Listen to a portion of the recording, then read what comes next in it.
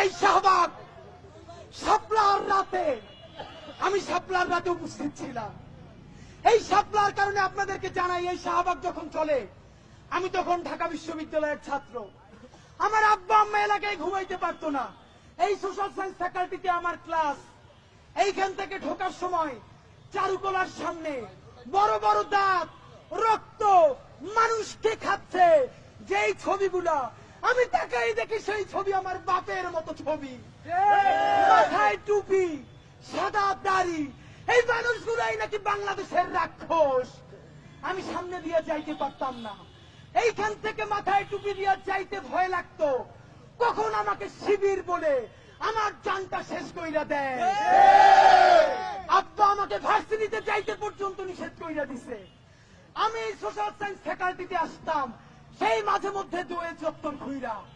এই সেই শাহবাগ, যেই শাহবাগে আমার ভাই বোন গুলোরে রাতের আধারে শাপলা চত্বরে মুহুর্মুহু গুলি কইরা তাদের লাশগুলা গুম কইরা দিয়া পরের দিন নিউজ করছে এই হুজুরেরা নাকি গাছগুলো কাইটা শেষ কইরা ফেলছে। আমি লজ্জায় মরে যাই।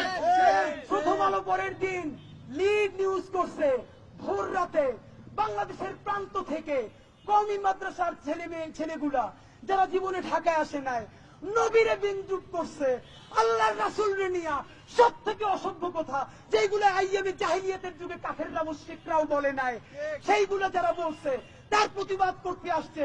আরে তাদেরকে হত্যাই খালি করে নাই, যারা বাড়িতে ছিল কান ধইরা তাদেরকে সেইখান থেকে বের করছে।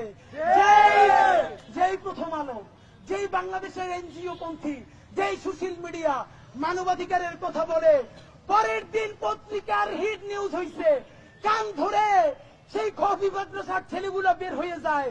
সেই ছবিগুলা পত্রিকায় প্রথম আলোতে দেওয়া হয়েছে ফার্স্ট পেজে। ঢাকা বিশ্ববিদ্যালয়ের শ্রাবণ বাসে দোতলায় আমি সেদিন ভার্সিটিতে আসি।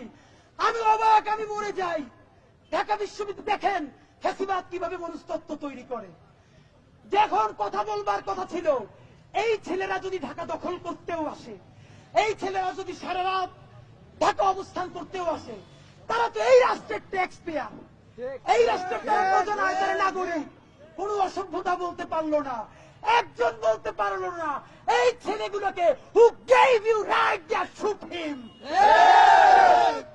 আমার ভাই বোনের গুলোরে মারলো, মারার পর তারা কান ধরে বের হয়ে যাচ্ছে। পুলিশ বলছে কান ধরে বের হয়ে যা, তারা জীবন নিয়ে পালাইতেছে। সেই ছবি দিছে ঢাকা বিশ্ববিদ্যালয়ের তখন অবুঝ ছেলেরা আমার দিকে তাকায়, কারণ আমার মাথায় টুপি, আর হাসে আর বলে আরে হুজুরেরা বিপ্লব করতে আসছিল, এখন কান ধইরা পালায়। একটা সভ্য রাষ্ট্র হইলে প্রশ্ন করার কথা, এই বাচ্চাগুলোর গুলি করার অধিকার কোন ছুয়ারের বাচ্চা দিছে?